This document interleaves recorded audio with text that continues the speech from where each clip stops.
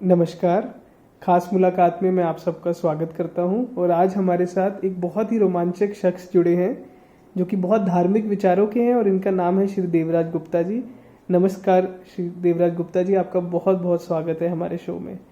तो आज के शो में मैं अपने दर्शकों को बताना चाहूँगा आपके इतिहास के बारे में, आपके जीवन की कुछ रोमांचक कथाओं के बारे में।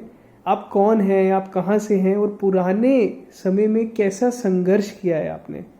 तो मेरा पहला सवाल ये रहेगा आपसे कि आपका जन्म कहाँ पर हुआ और वो जगह कैसी थी, उसके बारे में थोड़ा बताएं। मेरा नाम देवराज गुप्ता है। मैं मीरपुर का रहने वाला हूँ, जो कि इस समय पाकिस्तान के हिस्से में है और वहाँ भाखड़ा डैम बना हुआ है। ये जम्मू कश्मीर का हिस्सा था, जिला था, जम्मू कश्मीर का जिला था।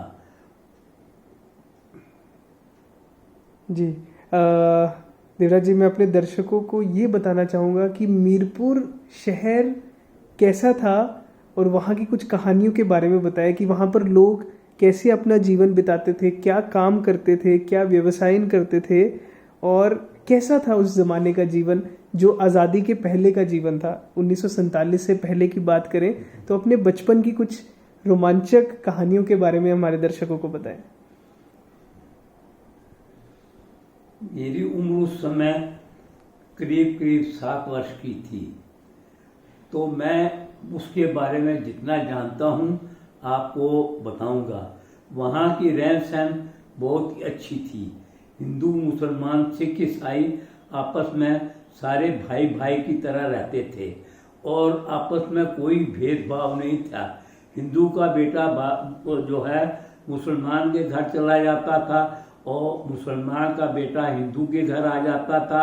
सिख का बेटा मुसलमान के घर चला जाता था, तो कोई उसमें एक दूसरे के प्रति एक भाइयों की तरह हम लोग अपना जीवन व्यतीत कर रहे थे।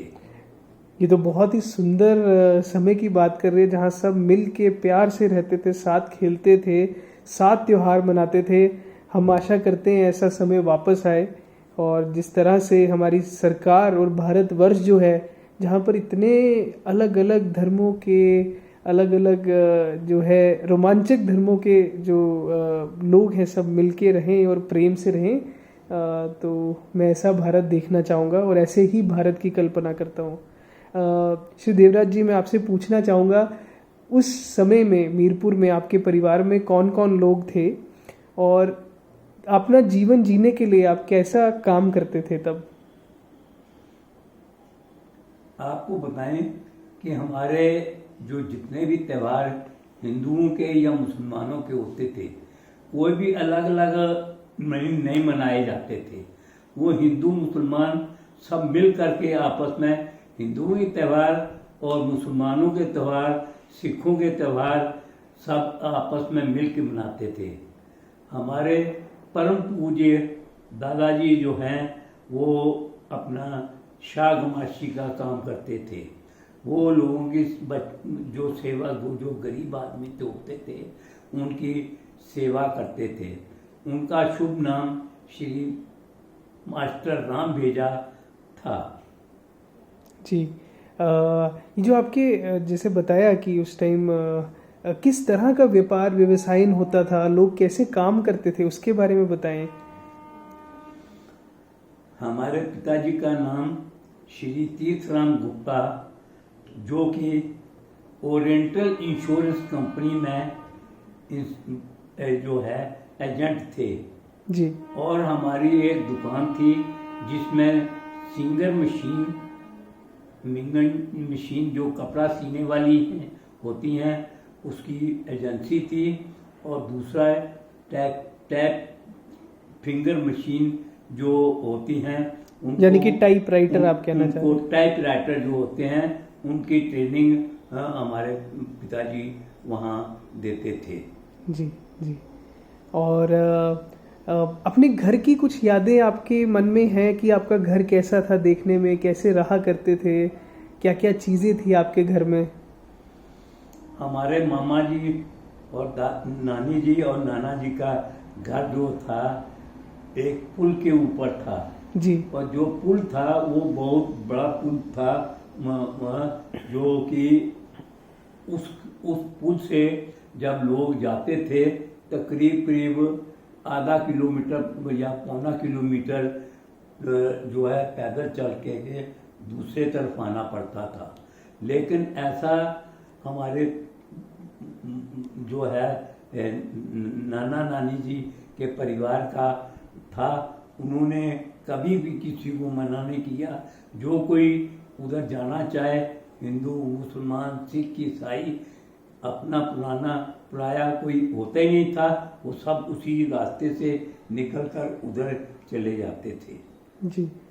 तो आपके नानीहाल में यानी कि आपके नानकों में किस तरह का काम होता था, वो क्या काम करते थे? क्या ऐसी यादें अभी भी हैं आपके ध्यान में?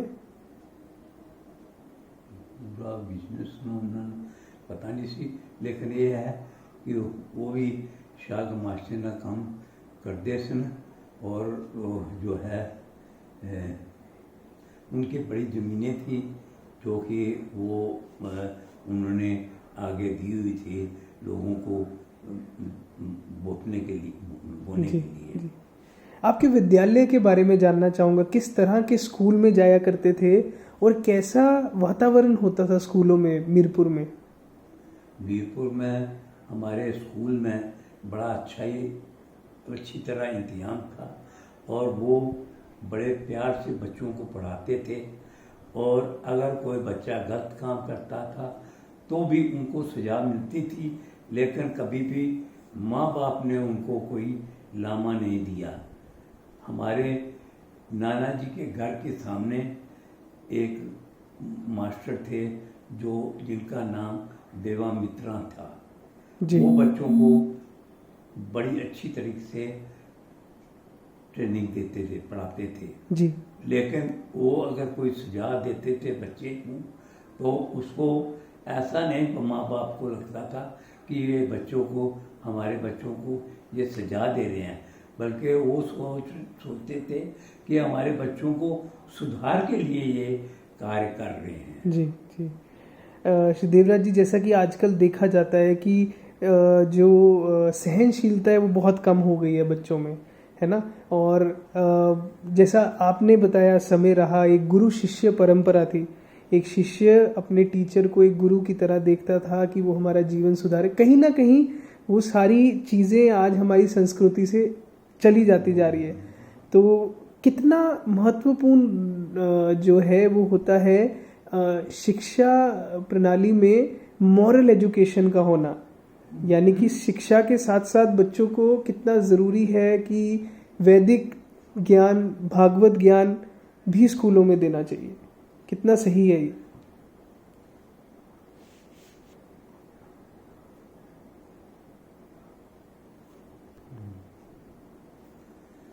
हमारी जो शिक्षा हमें लोगों को दी जाती थी वो पूर्वजों के जो अच्छे अच्छे कार्य किए हुए हैं उनके बारे में भी हमारे इतिहास हमें पढ़ाया जाता था।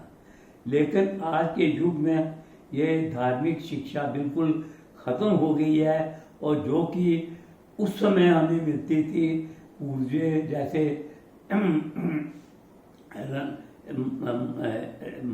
जो बड़े बड़े राणा प्रताप जी काम करते थे या उन्होंने काम किए हुए हैं उसकी शिक्षा दी जाती थी। और जो हमारे कृष्ण जी या रामचंद्र जी जो कार्य कर रहे थे उनकी शिक्षा दी जाती।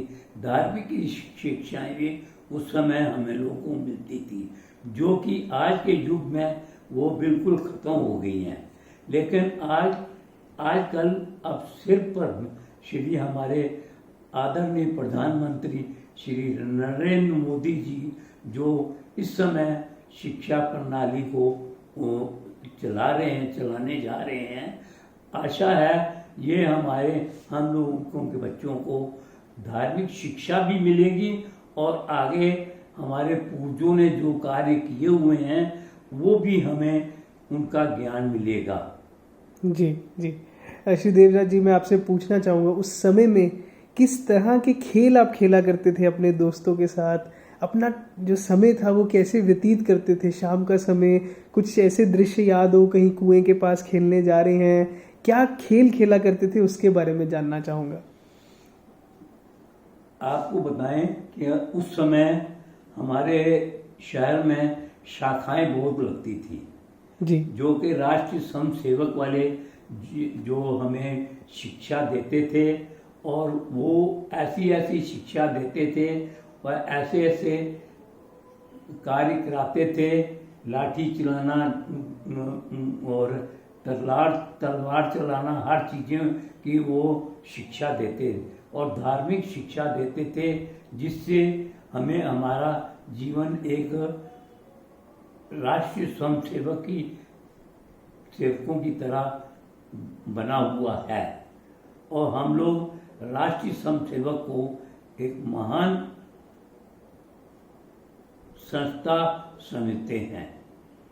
जी जी अपने कुछ दोस्तों के बारे में बताएंगे, किस तरह के दोस्त थे, कोई दोस्त एक दो नाम याद हो आपको, और किस तरह की शरारतें आप किया करते थे, क्योंकि बचपन जाना जाता है हमारी शरारतों से, तो कैसी शरारतें आप किया करते थे इसके बारे में हमारे दर्शकों को बताएं। बात यह था उस समय हम लोग गुल्ली डंडा ज़्यादा खेलते थे या शाम को शाखाओं में चले जाते थे और उसमें धार्मिक शिक्षाएं भी मिलती थी और संघ की शिक्षाएं जो थी वो देशभक्ति की शिक्षाएं थी जो कि अपने देश के लिए कुर्बानी करने वाली होती थी। जी देवराज जी बहुत बहुत शुक्रिया हमारे साथ जुड़ने के लिए। दर्शकों ये था श्री देवराज गुप्ता जी की जीवन शैली का आज का पहला कार्यक्रम। ऐसे ही जुड़े रहिए, अगले हफ्ते फिर मिलेंगे इस रोमांच भरी कथा को आगे बढ़ाने के लिए और इसका एक नया पहलू सुनने के लिए। तो जुड़े रहिए और देखते रहिए प्रार्थना बाय देवराज गुप्ता जी।